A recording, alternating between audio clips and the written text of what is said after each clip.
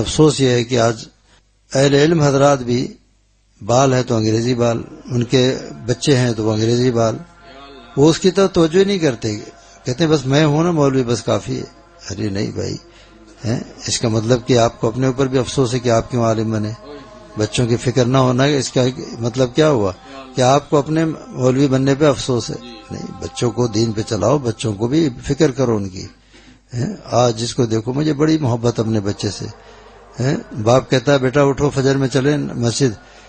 تو ماں کہتی تم بھی تو کالج میں پڑھتے تھے نا، پہلے سوتے رہتے تھے، جب بڑے ہو گئے تو ابھی سے بچے کو ابھی تو 15 سال کا ہے، 16 سال کا، جبکہ آپ صلی اللہ علیہ وسلم فرماتے ہیں مروا اولادکم اذا کان 7 سنین، اپنے بچوں کو نماز کا حکم کرو جب 7 سال کے ہو جائیں،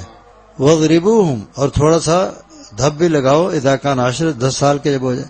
جب وہ 7 سال سے نمازی بن جائے گا تو وہ کبھی خود نماز چھوڑے گا نہیں، کچھ بھی ہو جائے اچانک اس کی آنکھ خود بخود کھلے گی، وہ مسجد جائے گا۔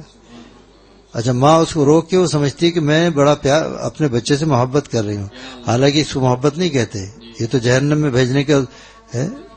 انتظام کر رہی ہو۔ اولی پرسش نماز بود، سب سے پہلا حساب کتاب نماز کا ہوگا،